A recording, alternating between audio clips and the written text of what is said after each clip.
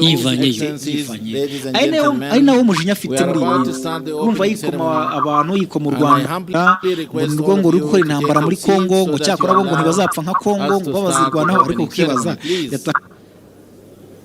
And especially dear friends here in front of the podium, please, all of you behind.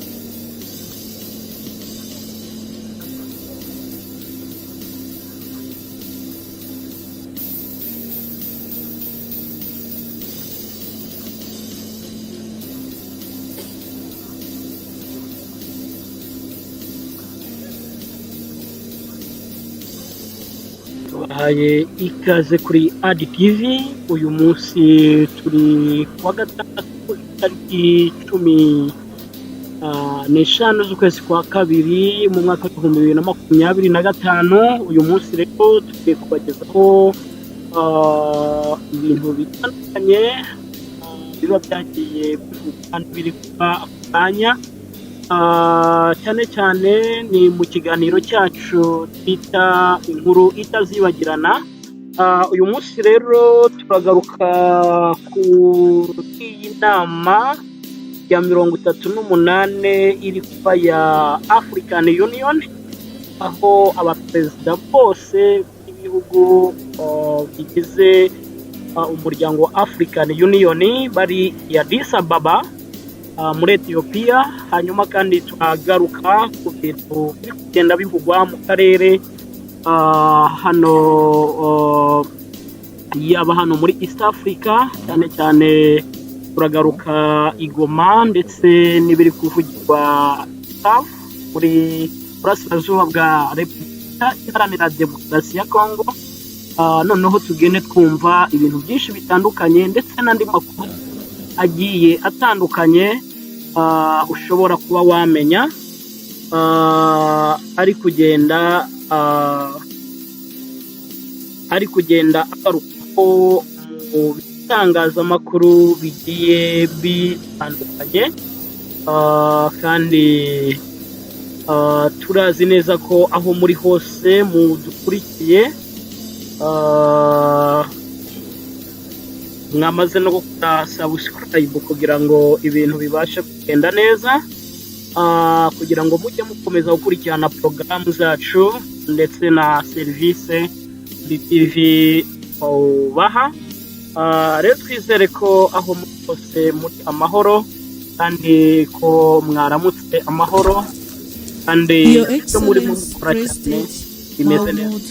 Sheikh President of the Islamic Republic of Mauritania and Chairperson of African Union, Your Excellency Dr. Abiy Ahmed, Prime Minister of Federal Democratic Republic of Ethiopia and host of the 38th Ordinary Session of the Assembly of the Union, Your Excellencies, Heads of State and Government, Your Excellency Mr. Musa Faki Mahamat, Chairperson of the African Union Commission, Your Excellency Mohammed Abbas, President of the State of Palestine, Your Excellency Mr. Antonio Guterres, Secretary General of the United Nations, Your Excellency Honorable Mia Montri, Prime Minister of Barbados and Chairperson of the Caribbean Community, Your Excellency Dr. Adesina Akinwumi, President of the African Development Bank, Excellencies, First Ladies, Honorable Ministers here present, Your Excellency Dr. Monique Sazabagana, Deputy Chairperson of the African Union Commission,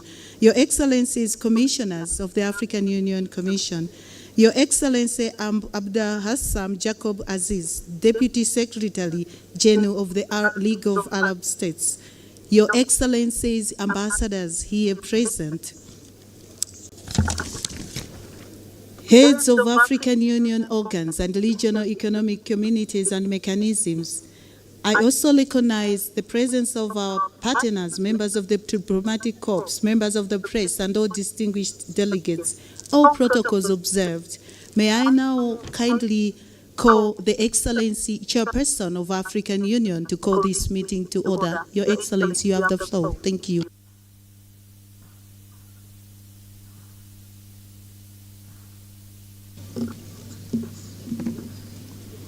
Excellence, Dr Abiy Ahmed, Premier ministre de la République démocratique d'Éthiopie, notre hôte, honorable chef d'État et de gouvernement, et chers collègues,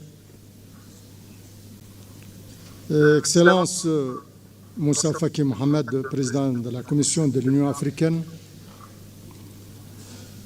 je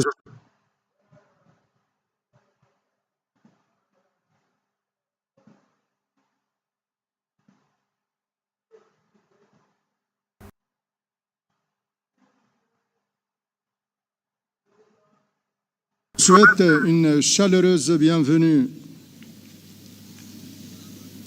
à tous les chefs d'État et de gouvernement et les hauts représentants des États membres et à nos distingués invités à Namibie.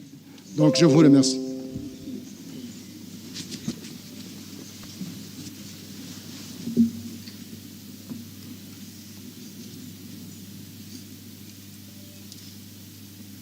Merci.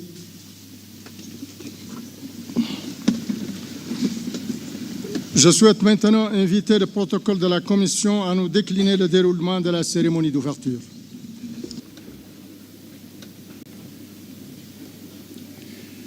Thank you, Your Excellency. Bismillah ar-Rahman ar-Rahim. Excellencies, ladies and gentlemen, may I humbly call all of you to rise for the African Union anthem.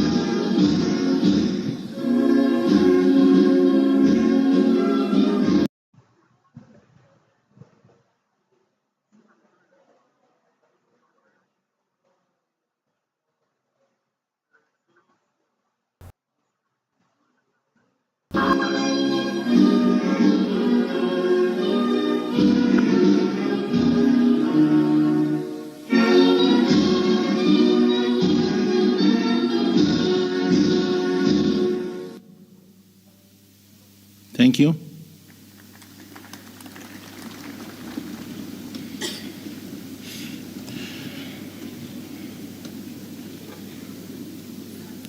Your Excellency Muhammad Wil Sheikh Al Ghazwani, President of the Islamic Republic of Mauritania and Chairperson of the African Union, Your Excellency Dr. Abiy Ahmed, Prime Minister of the Federal Democratic Republic of Ethiopia, Your Excellencies, heads of states and governments of African Union member states, Your Excellency Moussa Faki Mohamed, Chairperson of the African Union Commission, Your Excellency Mr. Mahmoud Abbas Abu Mazin, President of the State of Palestine, Your Excellency Antonio Guterres, Secretary General of the United Nations, Your Excellency Maya Motley, Prime Minister of Barbados, Your Excellencies, distinguished former presidents here present, Honorable Fairest Ladies here present, Your Excellencies, Honorable Ministers, Your Excellency Dr. Monique Nzanza-Baganwa, the Deputy Chairperson of the African Union Commission, Excellencies, Commissioners, and all the leadership of the Commission, Excellencies, Ambassadors, members of the Permanent Representatives Committee, Your Excellency Mina Wamakela, Secretary General of the African Continental Free Trade Area, AFCFTA, Your Excellency Madame Nardos Bekele Thomas, Chief Executive Officer of the African Union Development Agency, AUDA-NIPAD, Your Excellency Dr. Jan Kaseya, Director General of the Africa CDC, Your Excellency Ambassador Marie-Antoinette Roscatre, Chief Executive Officer of the African Peer Review Mechanism, APRM, Your Excellency Dr.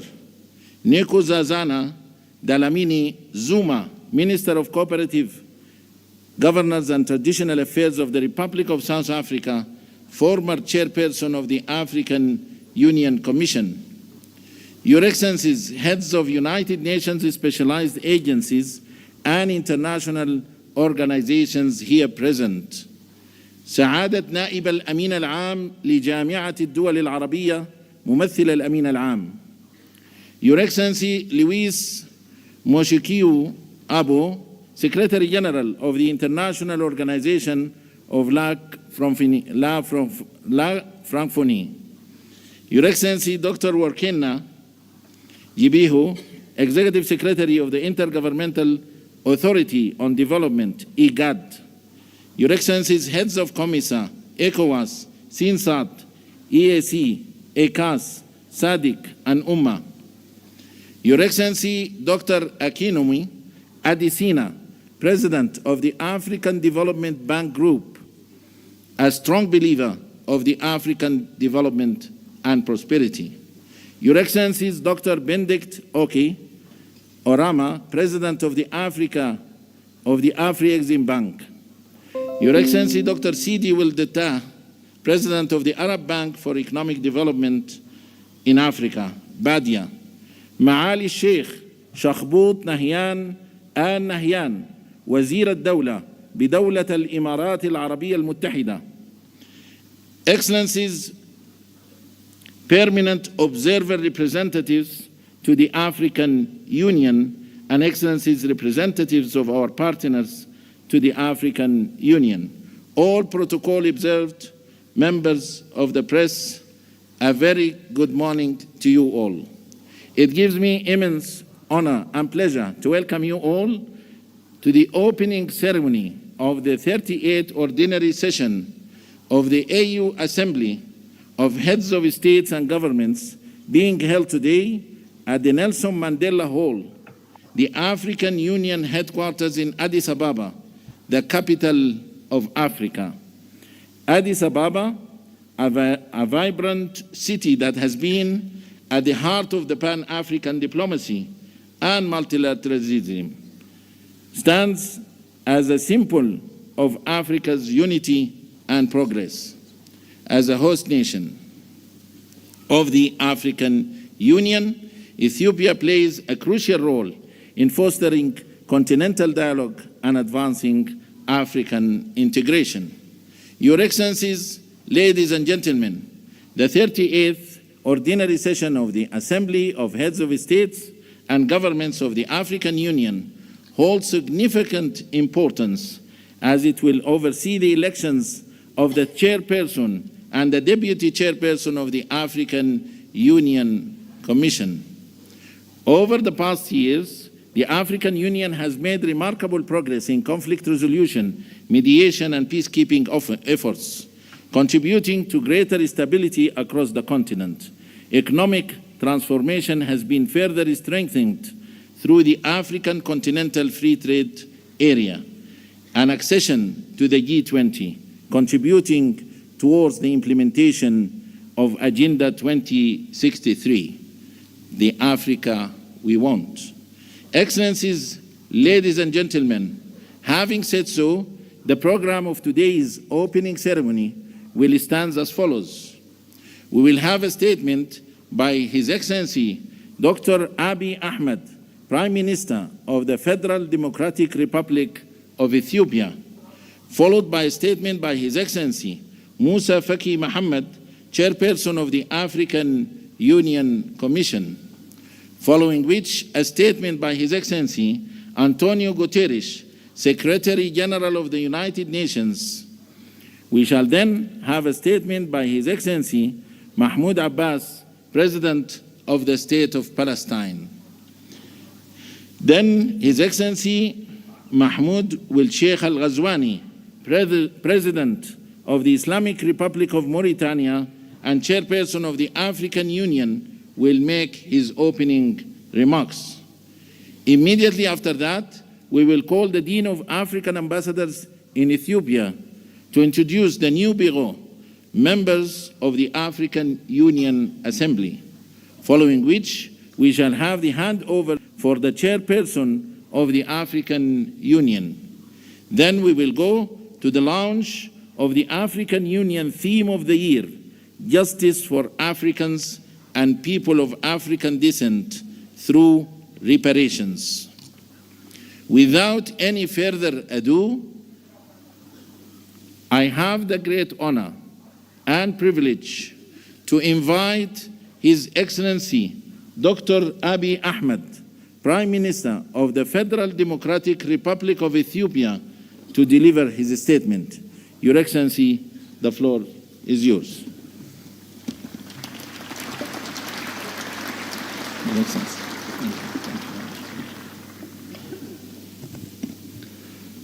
Your Excellency, President Mohammed Ould, outgoing Chairperson of the African Union, Your Excellencies, Heads of State and Government, Your Excellency Musa Faki Mohammed, outgoing Chairperson of the African Union Commission, Your Excellency Antonio Guterres, Secretary General of the United Nations, distinguished ministers, ambassadors, diplomats, ladies and gentlemen. Welcome to Ethiopia, the cradle of Pan-Africanism and a proud champion of African unity and freedom. It is an honor to stand before you today as we reflect on the immense potential we hold, not just as individual nations, but as a united and dynamic continent. In a world marked by rapid change and multiple challenges, we find ourselves at a crossroads of uncertainty and opportunity. This moment calls upon us to strengthen our collective resolve, embrace resilience, and foster unity across Africa. The theme for this year's assembly calls on us to heal the scars of historical injustice and overcome lingering trauma that has long hindered our progress. The demand for reparations is not about charity or financial aid. It is a call for justice. It seeks to restore the dignity of millions and heal the deep scars of poverty, inequality, and discrimination. It demands an end to the systematic exploitation of our wealth and the historical division on us by colonial borders. Fostering solidarity among all of our nations and embracing a shared destiny, we can pool our resources and talents to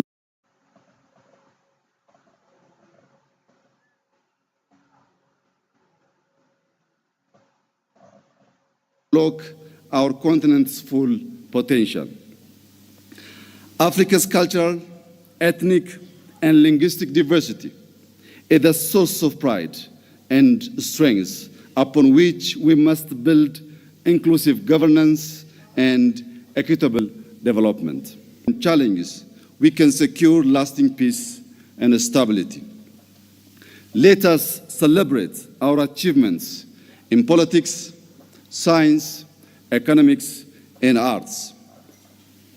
Strategic initiatives, such as the African Continental Free Trade Area, give us the tools to boost intra-Africa trade, reduce external dependency, and achieve self-reliance. With Africa's large and dynamic use, abundant natural resources, and growing technological innovations, we have all the means to ensure sustainable growth. The rapid advancement of artificial intelligence, particularly generative AI, offers unprecedented opportunities to transform our economies and societies. By collaborating in AI, fintech, renewable energy, and mobile technology, we can address shared challenges such as climate change, infrastructure gaps, and public health crisis. Africa's rich and diverse data sets are essential for training robust and inclusive AI models.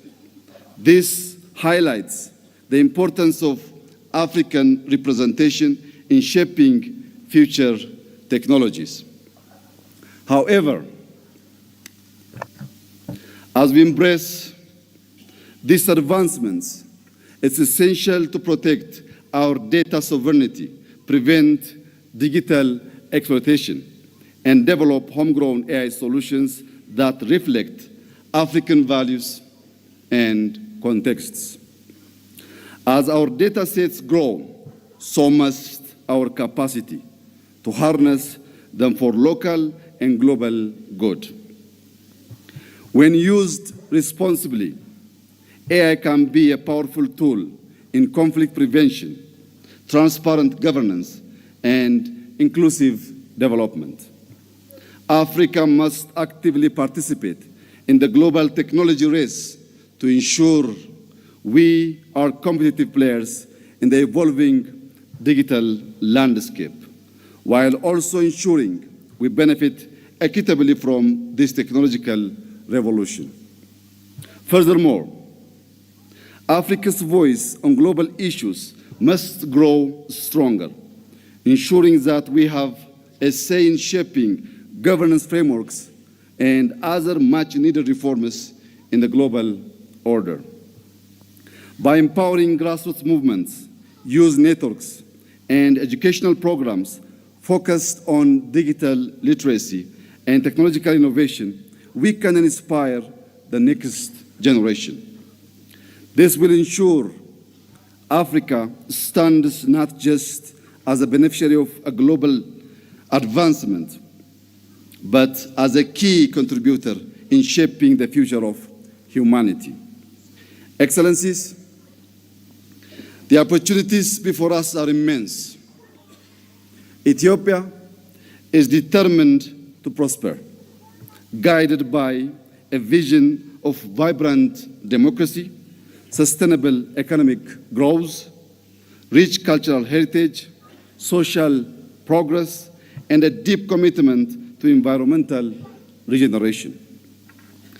To realize this goal, we have laid out a pragmatic roadmap rooted in the transformative principles of Madamar. Madamar, an Amharic term loosely translated as synergy, is our guiding philosophy. It is a homegrown ideology that promotes prosperity, unity, sovereignty, security, and national dignity. At its core, Madamar encourages social and economic advancement, celebrates diversity, and nurtures a spirit of community grounded in Ethiopia's rich culture, spirituality, and values. Reflecting on the progress of the past 5 years and building on the vision of Madamar, Ethiopia has made remarkable strides. Despite inheriting a nation deeply divided along ethnic lines, burdened by substantial debt, and facing numerous internal challenges, we have moved forward with determination. At the same time, we navigated a complex and ever-changing regional and international landscape. Yet, through resilience and cooperation, we continue to move closer to the realization of our shared vision of prosperity. Our achievements speak for themselves. Allow me to share a few highlights. We have reformed our political system, transforming into an inclusive multi-party framework that reflects the diversity of our nation. To deepen these reforms and foster cohesion, reconciliation, and peace, we are undertaking a national dialogue. On the economic front, we have built a resilient and diverse economy. Over the past 5 years, we have doubled our cultivated land, increasing crop production to nearly 700 million quintals, with the wheat accounting for 40% of this total. These efforts have strengthened food security and driven rural development. Today, Ethiopia is the largest wheat producer in Africa.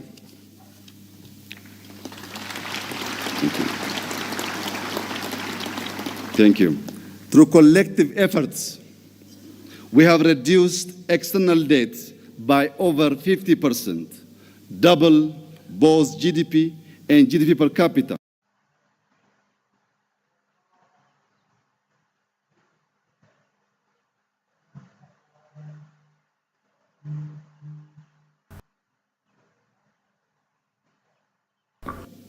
And tripled government revenue in 5 years, with an 8.1% growth reported in the most recent fiscal year. Across the country, our major cities are evolving into dynamic, culturally rich, and sustainable hubs. In education, we have established 40,000 kindergartens and primary schools to boost early childhood education. Additionally, we have launched a program to train 5 million coders to strengthen our digital economy. Furthermore, we strive to honor our heritage by restoring national sites, developing tourist destinations, and reclaiming cultural artifacts, fulfilling our duty as the guardians of our nation's treasures. These accomplishments reflect the unwavering spirit and resilience of the Ethiopian people and underscore our firm commitment to advancing Ethiopia's future. With its focus on unity, cooperation, innovation, and shared progress, Madamar can serve as a guiding framework for our Pan-African agenda. By embracing its principles, we can forge a path toward a more just, equitable, and prosperous future for all Africans. Excellencies, ladies and gentlemen, let us march forward with determination, harnessing the limitless potential of our continent and its people. The time is now to claim our future, build a legacy of equality and prosperity, and secure dignity for all. Let us be the generation that unites the continent and our diaspora in a shared vision of justice, prosperity, and peace. To conclude, I thank our outgoing chairperson, President Mohammed Ould, for his leadership and representing our organization on the global stage. Allow me to also warmly congratulate our newly chairperson, President João Lorenzo, and wish him success during his tenure. I would also like to take a moment to express my heartfelt gratitude to His Excellency Musa Faki Mohammed for his exemplary leadership as chairperson of the African Union Commission over the past 8 years.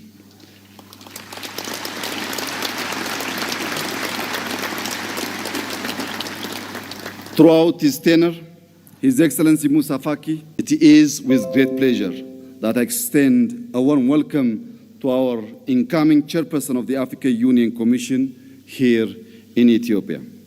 I am confident that under his leadership, we will continue to make great strides toward achieving our collective goals. I wish him every success during his mandate. Thank you for your attention, and I wish us all a fruitful summit. God bless Ethiopia. God bless Africa. I thank you.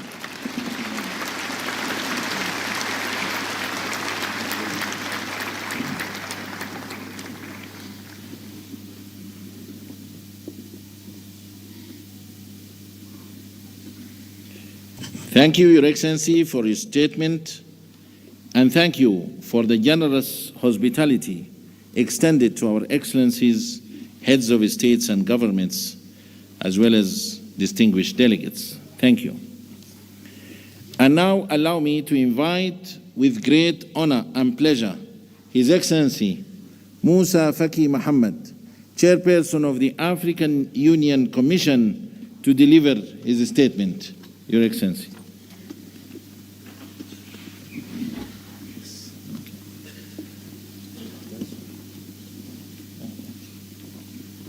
Excellences, Monsieur Mohamed Ould Cheikh Al Ghazouani, Président de la République islamique de Mauritanie, Président en exercice de l'Union africaine,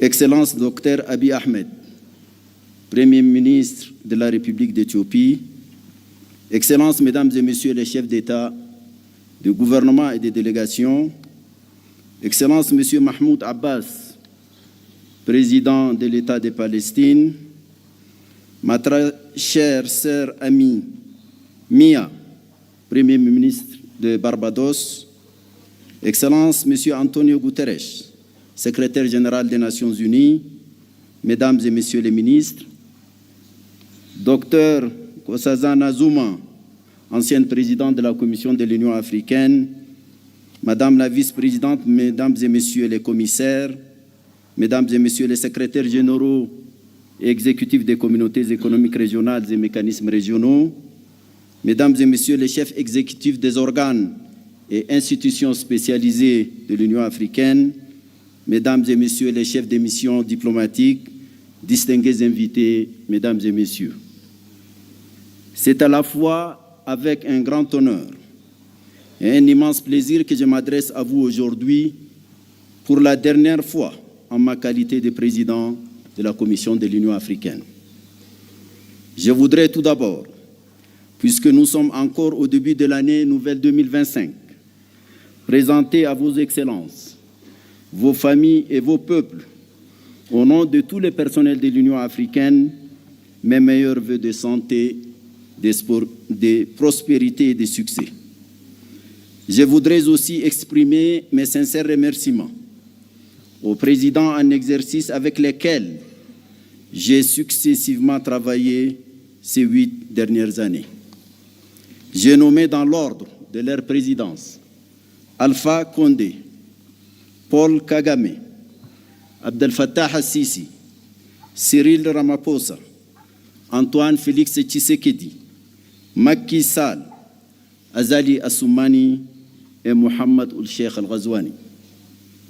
En cet instant de remembrance, je ne peux oublier le président Idriss Déby Itnou, paix à son âme, qui, en africaniste convaincu, a eu l'initiative de ma candidature à la tête de la Commission et qui s'est investi sans compter pour un tel destin pour moi. Sa mort tragique a été ma plus atroce douleur de ce double mandat.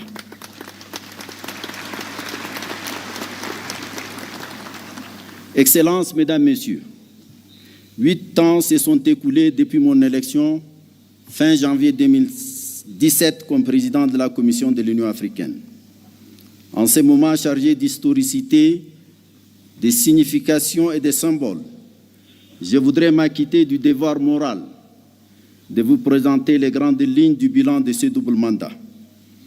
Grâce à ces parcours, je me suis profondément imprégné à la fois de ce qui fait la grandeur et le rayonnement de notre continent, de notre organisation continentale, ainsi que des pesanteurs et limites diverses ayant entraîné le rythme de nos cadences. J'ai sillonné ce beau et fantastique continent. J'éprouve une profonde fierté d'avoir visité au moins une fois tous les 55 membres de notre Union. L'opportunité que m'offre ce moment est historique et unique.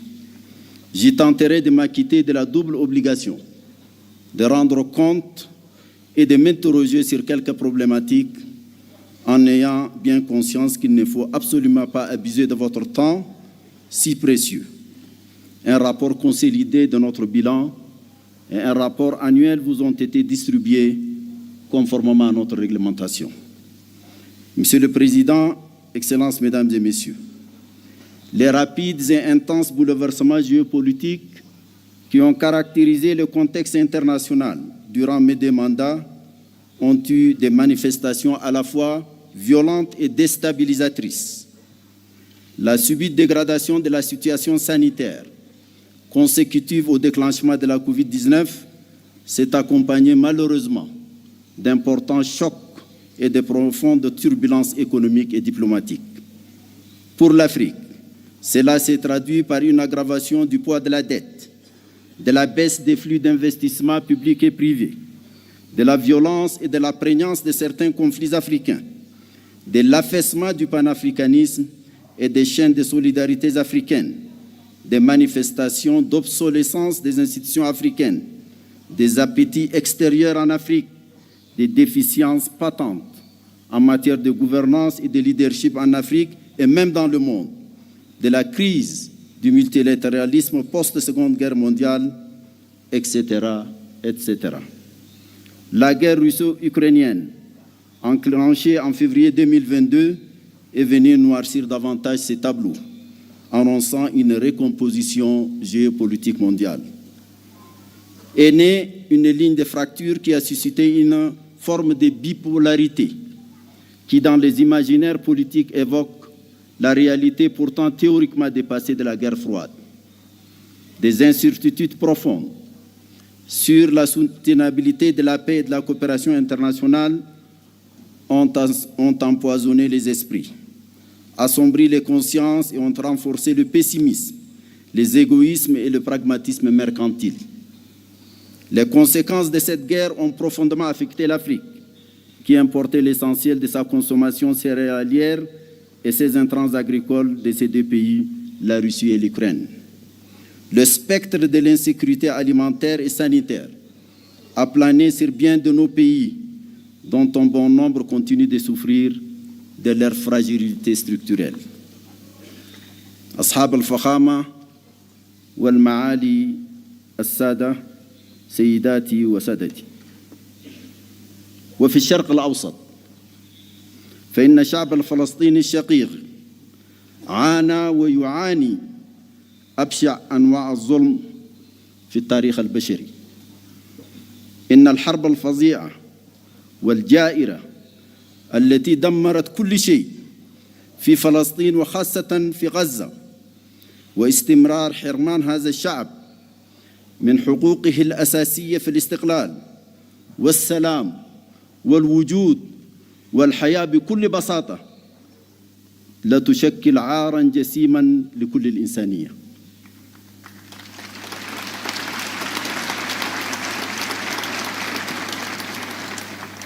ورغم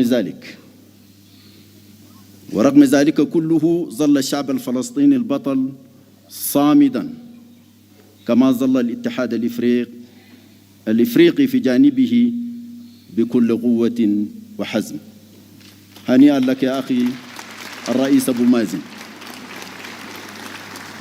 Ces paysages d'apocalypse qu'offre aujourd'hui la Palestine, la bande et la population de Gaza en particulier, après plus d'une année de guerre destructrice de toute forme de vie et de biens, continue de se dérouler dans le silence presque total des puissances du monde, si ce n'est l'appel par certains à la déportation systématique des Palestiniens hors de leur terre.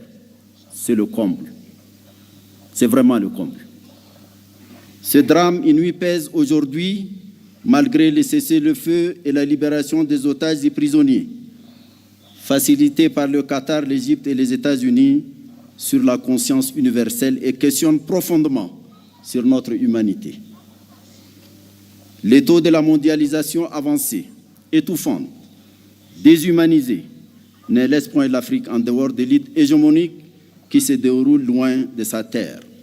Bien au contraire, le continent en subit les débordements et fragmentations que traduisent les conflits par procuration, des soutiens des puissances extérieures à peine voilées aux parties belligérantes sur le continent, des expansions du terrorisme et de l'extrémisme violent, des poursuites de la guerre ravageuse au Soudan, à l'est de la République démocratique du Congo, des divisions de la Libye dont je salue l'adoption hier ici même de la charte de réconciliation. Félicitations à vous, Monsieur le Président Danouis Sassou Nguesso.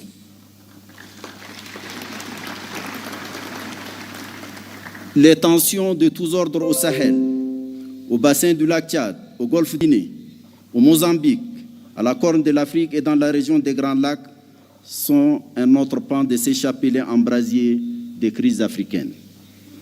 Les flux de réfugiés politiques, économiques, environnementaux et autres personnes déplacées internes viennent accentuer la situation sécuritaire, alimentaire et sanitaire déjà fragile de nombreux États membres. C'est à ce contexte mondial et régional fortement dégradé que nous avons été confrontés au cours des 8 dernières années de développement de notre action.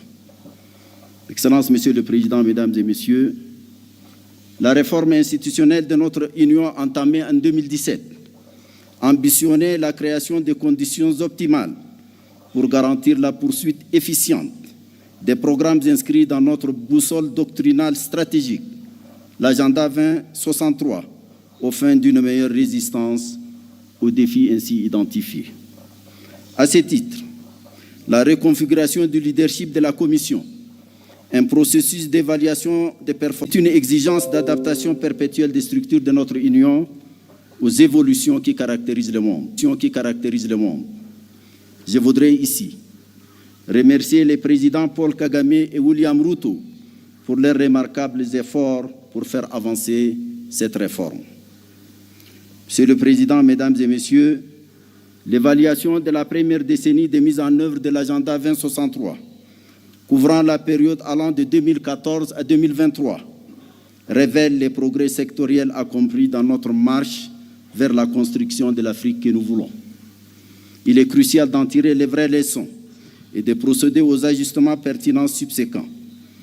Dans le domaine de la santé, c'est une approche holistique, traduite sur le terrain à travers des actions auréolées de succès. Avec la survenance de la pandémie de la COVID-19, Africa CDC s'est affirmée comme l'instrument le plus efficace de la lutte contre toutes les maladies. La préoccupante question du financement de la santé continue de nous préoccuper. 2 mécanismes de financement de la couverture sanitaire universelle et celle de la lutte contre la malnutrition sur le continent ont été conçus. Grâce au Centre africain des vaccins vétérinaires, PANVAC, dont le nouveau laboratoire de production de vaccins a été inauguré en février 2024, une avancée significative dans le domaine de l'élevage, de la santé animale et du développement socio-économique a été réalisée. L'Agence africaine des médicaments, AMA, a commencé l'installation de son siège à Kigali et ses activités sont sur la rampe de lancement. La médecine traditionnelle a bénéficié de l'élaboration de 2 plans décennaux, le dernier courant de 2025 à 2035. Le champ de l'éducation a été animé par la volonté de concevoir un nouveau système éducatif pensé en fonction des exigences d'un monde où l'enjeu majeur est devenu la compétition autour de l'innovation scientifique, technologique et maintenant par l'intelligence artificielle. C'est en cohérence avec cette âme que des stratégies diverses et complémentaires ont été développées, notamment lors de la conférence de Nouakchott de l'année 2024, initiée par la présidence en exercice de la Mauritanie, en collaboration avec la Commission de l'Union africaine et d'autres partenaires, dont l'UNICEF et l'UNESCO en particulier. La centralité des problématiques genre et jeunesse a été affirmée. Les envoyés spéciaux femmes et jeunes se sont bien implantés dans l'univers institutionnel du leadership de l'organisation. Tout au long des 8 années de ce double mandat, bien d'autres domaines cruciaux ont retenu toute l'attention qu'ils méritent, de par leur importance pour le développement socio-économique de l'Afrique. Qu'il s'agisse de notre vision sur les questions minières, du programme détaillé de l'agriculture et de l'économie bleue, du développement des infrastructures et de l'énergie, du changement climatique avec l'adaptation et la résilience climatique du continent, de l'intégration régionale à travers la mise en œuvre de la zone de libre-échange continentale africaine, de l'opérationnalisation effective du Fonds de la paix qui a dépassé l'objectif de 400 millions de dollars, du traitement des crises humanitaires dont l'Afrique est l'épicentre avec la mise en place de l'Agence africaine humanitaire, du renforcement de la visibilité de l'Union africaine à travers notre partenariat avec les Nations unies. Tous ont été au centre de notre entreprise collective. Je profite de l'occasion pour rendre ici un hommage tout particulier à un artisan majeur de ces partenariats. J'ai nommé Antonio Guterres, un grand ami de l'Afrique. Merci Antonio.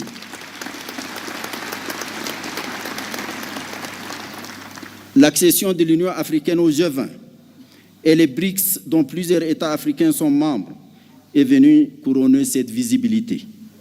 Sur toutes ces questions, les structures spécialisées de l'Union africaine et les États membres ont mené des réflexions approfondies et tracé des perspectives claires pour certaines et rendu concrètes bien d'autres. Monsieur le Président, Excellences, Mesdames et Messieurs, il y a quelques mois, j'ai adressé à vos Excellences une lettre relative à quelques urgences centrales dans le devenir de notre Union et de ses capacités de réaliser au mieux possible nos objectifs. Je pense ici d'abord au Conseil de paix et sécurité, évoqué plus haut. Son rôle devrait s'accomplir sur la base des textes qui régissent son fonctionnement, dont il tire la force et la légitimité de concevoir, d'encadrer les questions prégnantes de notre sécurité collective et d'imposer, si nécessaire, les sanctions requises le cas échéant. Il est fort regrettable que ces décisions soient parfois contraires à nos principes et lorsqu'elles ne le sont pas, restent souvent lettre morte. Les décisions de cet organe continental central ne sauraient être considérées avec désinvolture et négligence par les États membres, ni par une conception et des pratiques biaisées des communautés économiques régionales au nom du principe galvaudé d'une subsidiarité interprétée de façon intéressée et partisane. L'évocation du CPS renvoie à la question des changements non constitutionnels du gouvernement. À cet égard, j'ai mentionné dans la dite lettre que nous n'avons plus désormais que 2 options. Soit abandonner les principes qui régissent actuellement cette problématique, soit les appliquer sérieusement, quitte à les réviser et les adapter à nos besoins et réalités nouvelles. Nous ne pouvons, pour notre crédibilité, continuer à ressasser telle une litanie ces principes tout en les piétinant ou acceptant leur flagrante et constante violation. Il n'y a rien de plus corrosif de notre crédibilité qu'une telle attitude qui a conduit ces derniers temps à une véritable défiance vis-à-vis des règles et principes et fragiliser l'intégration dans une partie du continent. J'ai mentionné également le marasme persistant et paralysant de notre insupportable division en matière de représentation en relation avec nos partenariats dits stratégiques. J'appelais ici encore à choisir l'une des 2 options qui s'y présentent pour nous et dont j'ai présenté clairement les termes dans ma lettre. J'avais également mentionné la question récurrente du financement de l'organisation, laquelle paradoxalement contraste avec les tendances continues de multiplication des organes sans souci de leur financement. Une organisation indépendante et gardienne de notre liberté et de notre souveraineté ne saurait se construire par les financements d'autrui. J'avais également soulevé la réduction privative d'initiative du président de la Commission de l'Union africaine et appelé à son harmonisation avec les obligations légales et coutumières qui s'imposent désormais à lui. En somme, l'essence de ma correspondance est simple et peut-être brutale. C'est la question d'être dignement ou ne pas être de notre organisation, placée devant une terrible conjugaison de facteurs de complexité. Ce sont toutes ces questions auxquelles vous faites face aujourd'hui que j'ai voulu pudiquement poser dans ma lettre. Allons-nous enfin ouvrir les yeux sur le sort de notre organisation ou alors continuer à la laisser se lamenter et gémir? Excellences, Monsieur le Président, Excellences, Mesdames et Messieurs, c'est une vérité banale aujourd'hui d'affirmer que les concepts et les instruments juridiques servant de cadre d'analyse des dynamiques de la politique internationale contemporaine sont périmés. Ils ont perdu leur vertu à la fois structurante et explicative des phénomènes mondiaux actuels. Un tel constat explique pourquoi les débats portent aujourd'hui sur les modalités d'avènement d'une nouvelle gouvernance économique et politique mondiale. L'Afrique ne peut rester muette et inactive. Elle doit impérativement se jeter dans la bataille pour se tailler sa place propre dans les configurations en cours de recomposition. Ce n'est pas facile. Cela demandera de l'ingéniosité, de la créativité, de la méthode, du courage. Plus généralement, cela demandera une vraie rédemption pour un réveil de la conscience et de l'âme du panafricanisme. Celui de la conscience de notre africanité, celui de la fierté de notre africanité, celui de l'attachement à notre africanité, celui du rejet de notre dépersonnalisation et de notre servilité nihiliste, de notre identité et de notre être.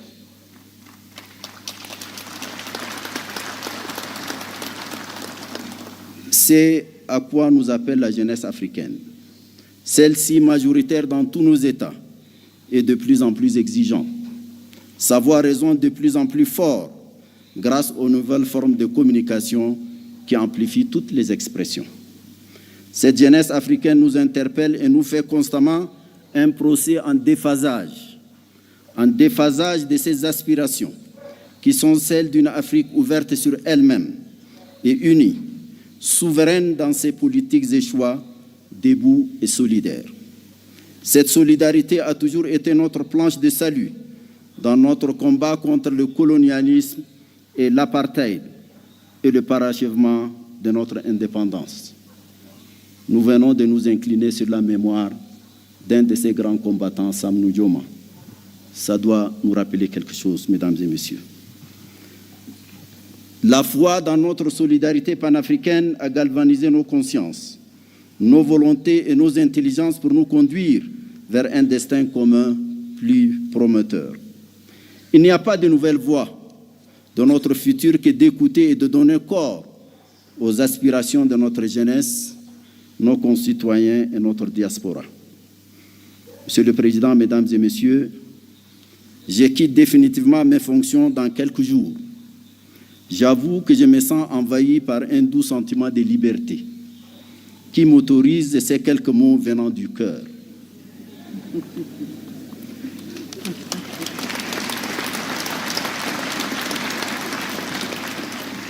Le premier est un mot de profonde gratitude à vos excellences pour la confiance que vous m'avez accordée en m'élisant pour 2 mandats successifs, président de la Commission de l'Union africaine.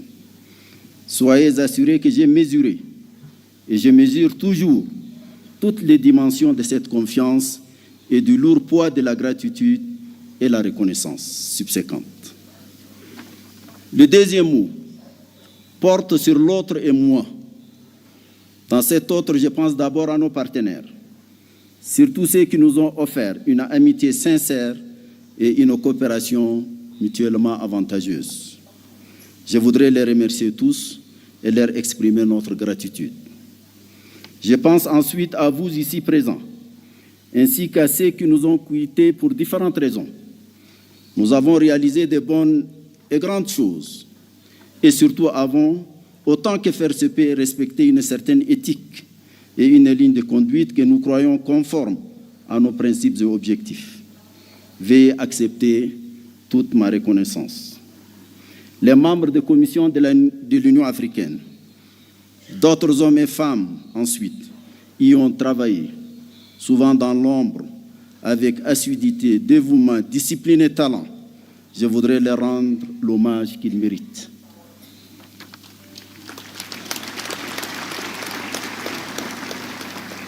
Le troisième mot est relatif à mes propres limites. J'ai tant voulu faire vite et mieux au cours des 2 mandats que vous m'avez confiés. Je sais que je n'ai pas tout fait. Peut-être ai-je sous-estimé la lourdeur de la tâche et le poids des pesanteurs. Je sais que j'ai peut-être commis des erreurs. Je ne devrais peut-être pas dire peut-être. J'ai certainement commis des erreurs. Peut-être ai-je ici ou là faibli ou m'étais trompé et manqué des occasions de faire mieux. Je voudrais m'en excuser et demander pardon si mes manquements ont causé un quelconque tort individuel ou collectif.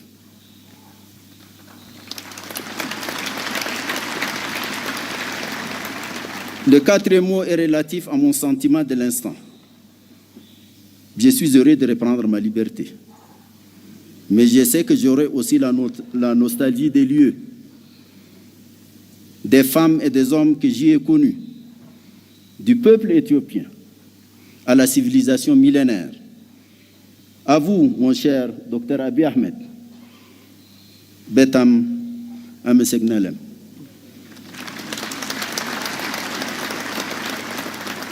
Peut-être faudra-t-il écrire l'histoire de tout cet enchevêtrement de sentiments et de sensations.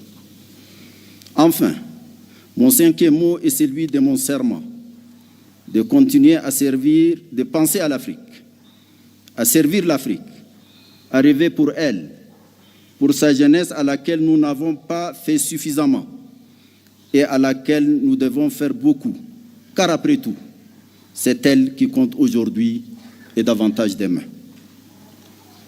Un mot de la fin à vous, Monsieur le Président et cher frère Mohamed Cheikh Al-Ghazouani, pour vous dire combien j'ai apprécié votre proximité tout au long de votre mandat.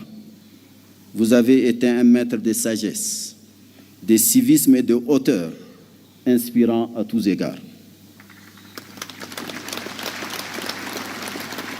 À vous, Monsieur le Président et cher frère João Lourenço, je me permets de souligner que la force tranquille que vous symbolisez me rassure sur une présidence en exercice de sérieux et de substance. Puissiez-vous tous les deux en particulier, et nous tous, avoir une pensée agissante pour les grands prisonniers dont rien ne justifie l'interminable détention. Il doit être libéré sans condition. Plein succès à notre sommet, plein succès à notre prochain leadership. Je vous remercie.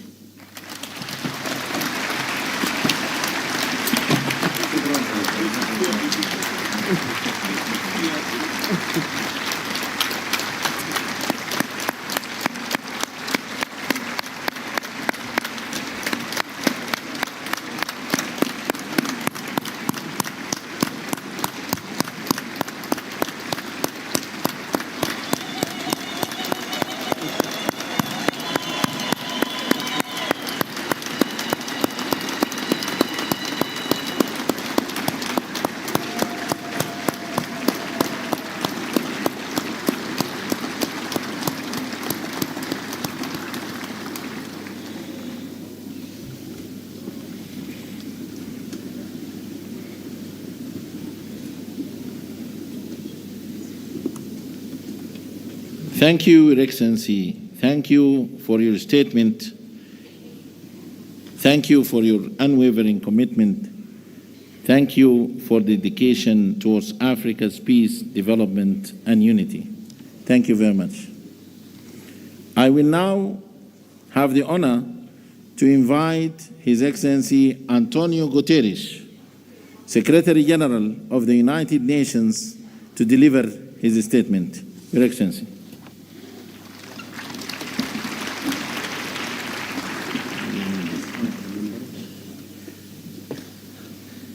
Monsieur le Président de l'Union africaine, Excellences, Excellencies, ladies and gentlemen, all protocol observed. President Mohamed Ould Ghazouani, thank you for your leadership in the outstanding exercise of your mandate. Presidente João Lourenço, parabéns e aguardo com expectativa a oportunidade de trabalhar consigo como novo Presidente da União Africana. I also want to give a very special expression of gratitude to the Chairperson of the African Union Commission, Moussa Faki, for his 8 years of strong and permanent commitment to multilateralism and impeccable cooperation with the United Nations. Cher Moussa,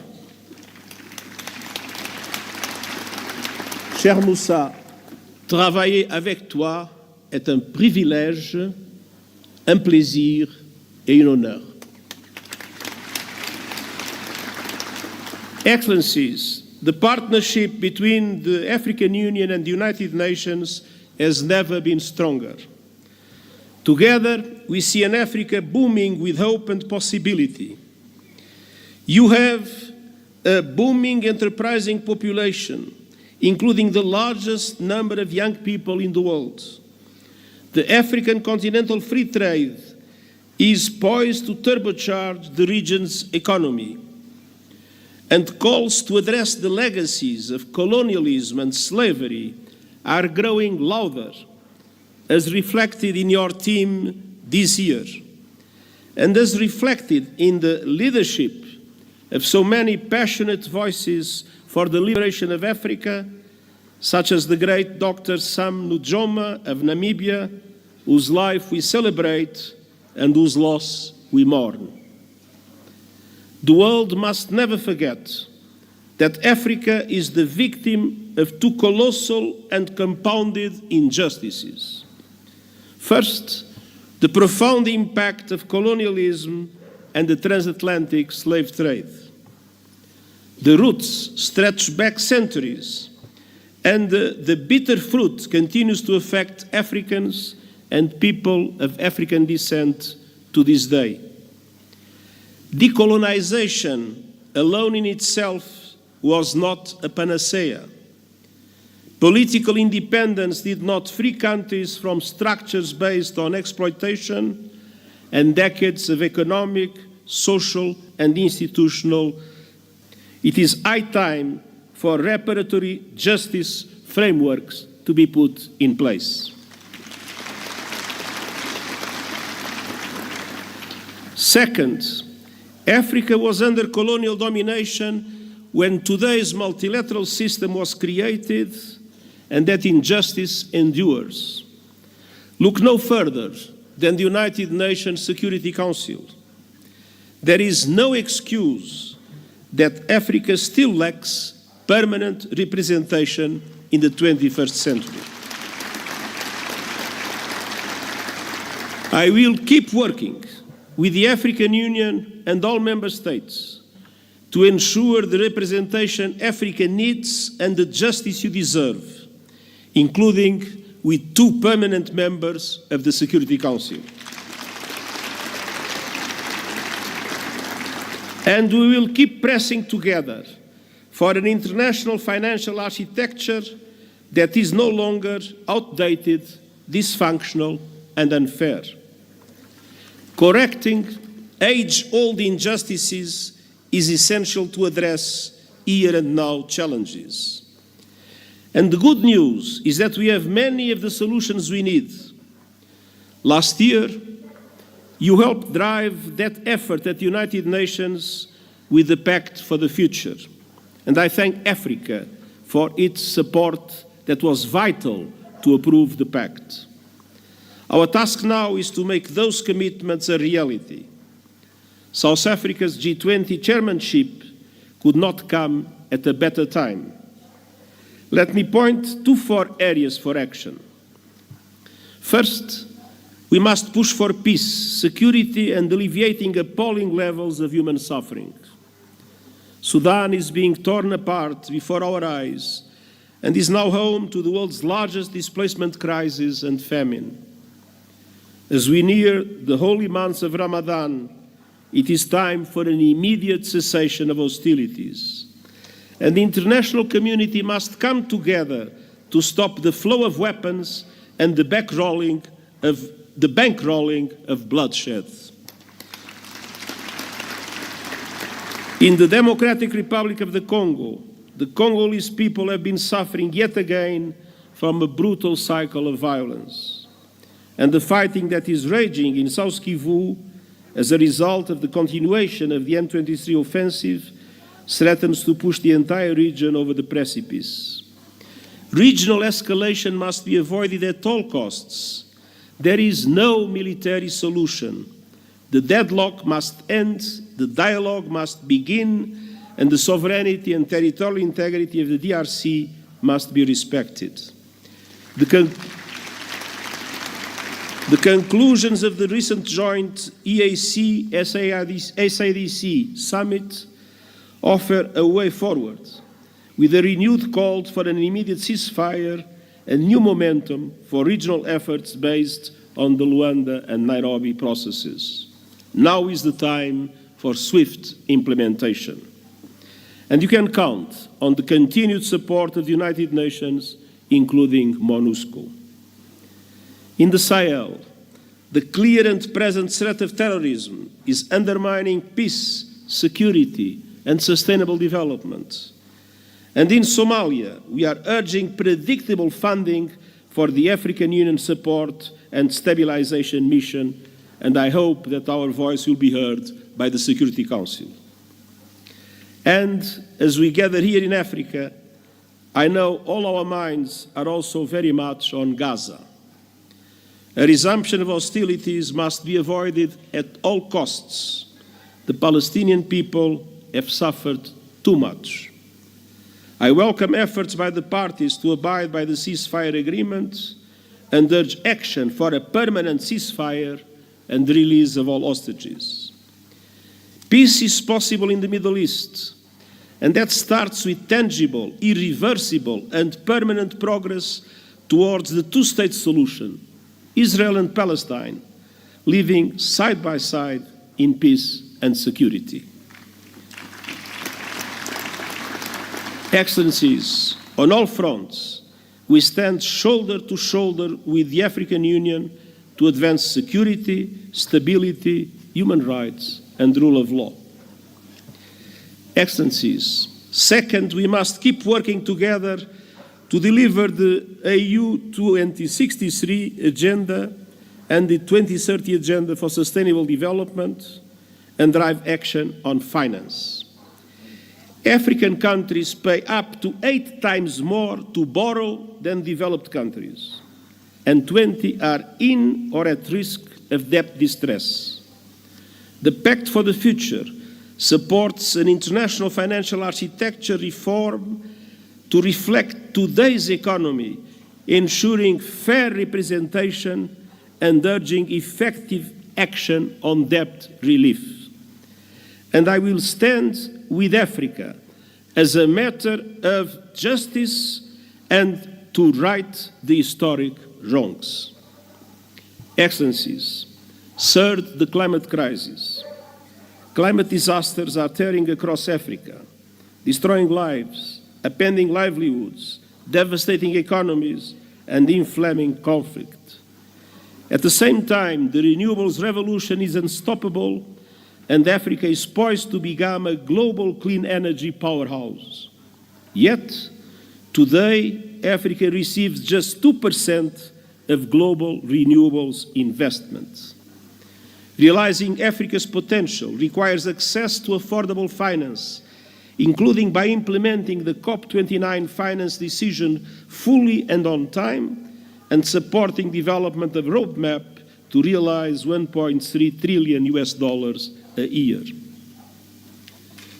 Excellencies, Africa has contributed little to the climate crisis, yet is paying the price with record droughts, floods, and heat. Climate justice requires a massive investment in adaptation, with the international community bearing an enormous responsibility. Developed countries must double adaptation finance, and countries must significantly boost the loss and damage fund. Allow me a note. When the Loss and Damage Fund was created, the pledging conference that took place has allowed for an amount that is equivalent at the highest contract for a basketball player in the United States. It is absolutely necessary to make the Loss and Damage Fund an effective instrument to support developing countries in adaptation. And we also need justice when it comes to your abundant critical minerals. Too often, your countries are plundered, bound to the bottom of value chains as others grow rich on your resources. The work of the United Nations panel on critical energy transition minerals is designed to help embed justice, sustainability, and human rights across the value chain. Africa's minerals must benefit Africa's people. Excellences, enfin, nous devons agir dans le domaine des nouvelles technologies, notamment l'intelligence artificielle. Près de 2/3 de la population africaine sont privés d'un accès fiable à l'Internet. Nous avons une responsabilité historique, faire en sorte que l'intelligence artificielle profite à l'humanité tout entière et pas seulement à quelques privilégiés, États et compagnie. Le pacte numérique mondial partage les ambitions du pacte numérique africain.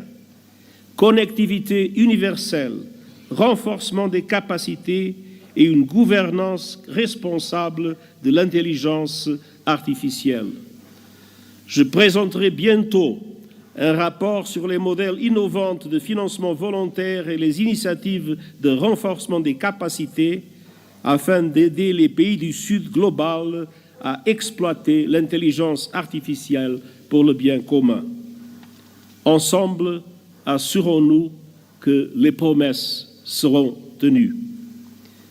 Excellences, l'Union africaine et l'ONU sont unis et déterminés à rendre justice à votre continent sans laisser personne de côté. Nous disposons de bases solides pour aller de l'avant. Alors, ensemble, concrétisons ces engagements. Et permettez-moi de dire une dernière phrase dans ma langue maternelle. Digamos com uma só voz, viva África!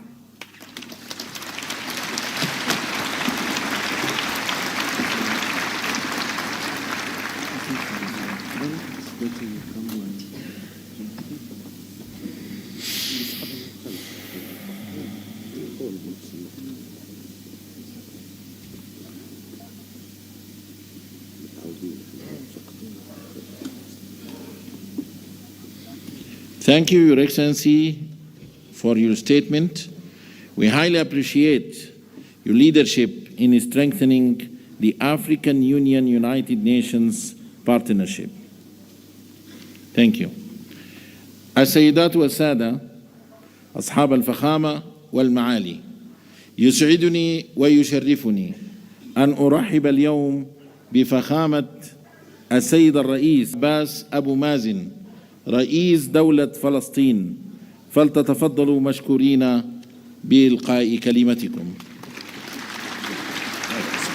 أيوه بس هذا كمان أيوه.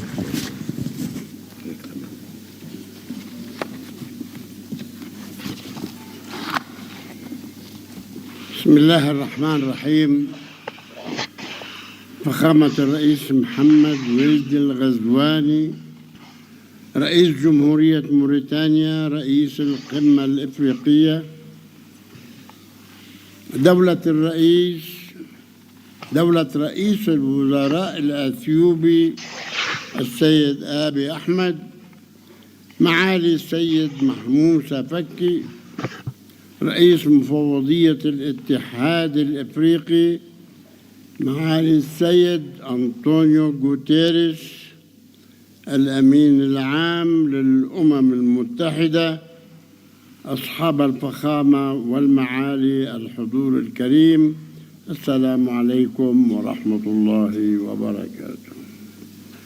نود في البداية أن نقدم التهنئة لفخامة رئيس جمهورية أنغولا على توليه رئاسة الاتحاد الإفريقي للعام 2025، متمنين له التوفيق والنجاح، والشكر موصول لفخامة الرئيس محمد ولد الغزواني على رئاسته للدورة السابقة للاتحاد.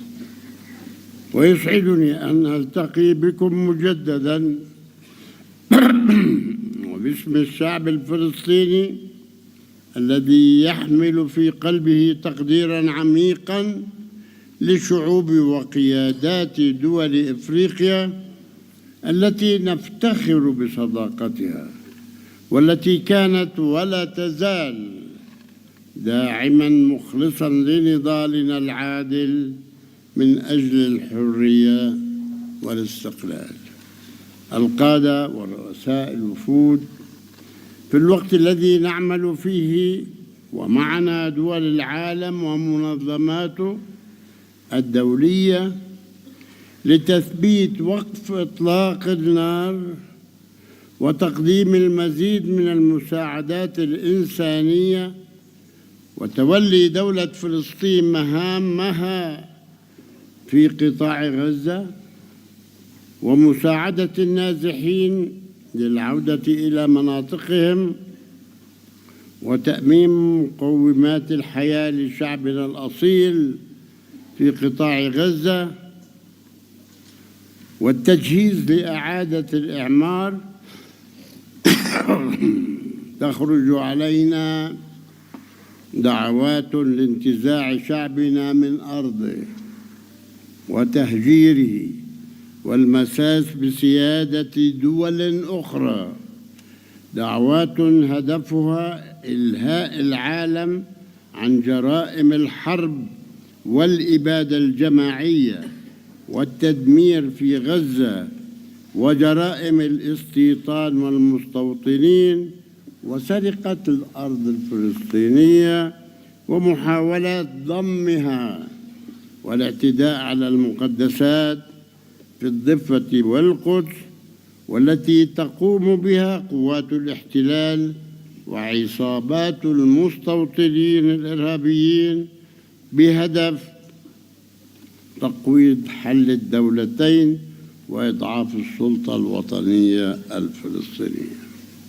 اليوم يعيش في قطاع غزة 2,300,000 فلسطيني، منهم 1,500,000 لا من مليون لاجئ، نصف المليون لجأوا الذين طردوا من أرضهم في عام 48 وتعرضوا خلالها إلى أكثر من 50 مجزرة على أيدي العصابات الصهيونية الإرهابية.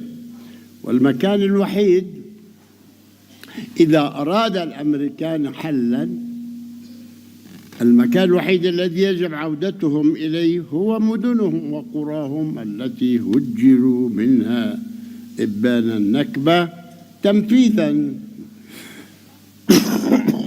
للقرار الأممي 194 الذي يدعو إلى عودة اللاجئين الفلسطينيين إلى مدنهم وقراهم التي هجروا منها وتعويضهم عن كامل الأضرار التي ألحقت بهم. إننا نؤكد على رفضنا الكامل والمطلق لأية دعوات تهدف لتهجير شعبنا الفلسطيني من وطنه، والتي من شأنها إبقاء المنطقة في دائرة العنف بدلاً من الذهاب لصنع السلام. وسيكون واهماً من يعتقد أنه بإمكانه فرض صفقة قرن جديدة التي أطلقت قبل سنوات أو تهجير شعبنا والاستيلاء على أي شبر من أرضنا.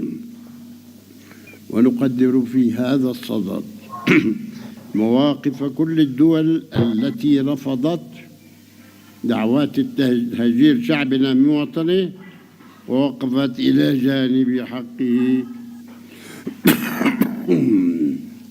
في أرضه،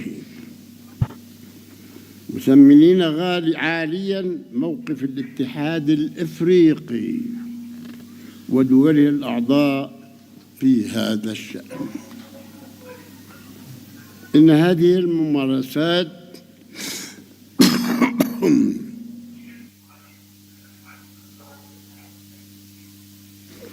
الاستعمار الإسرائيلية تتطلب إجراءات عاجلة من المجتمع الدولي ومجلس الأمن وقرار وتنفيذ مبادرة سياسة مشتركة للمملكة العربية السعودية وفرنسا للاعتراف الدولي بدولة فلسطين والحصول على العضوية الكاملة في الأمم المتحدة. لم نحصل على العضوية الكاملة بسبب قرارات الفيتو الأمريكية، نحن مراقبون في الأمم المتحدة. وتنفيذ حل الدولتين المبني على الشرعية الدولية. إن انعقاد القمة الإفريقية تحت عنوان العدالة للأفارقة والأشقاء يعكس التزامكم الأصيل بالعدالة كقيمة إنسانية نرى صداه في دعم للشعب الفلسطيني الذي لا زال يرزح تحت الاستعمار الوحيد المتبقي من مخلفات الاستعمار البغيض. نحن وحدنا في كل العالم، وحدنا لازلنا تحت عاشته شعوبكم. أنتم وقعتم والحمد لله وتحررتم منه.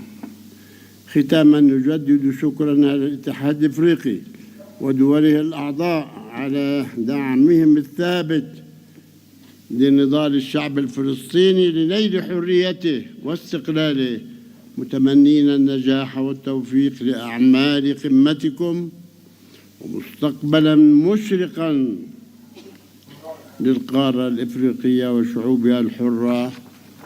والسلام عليكم ورحمة الله وبركاته.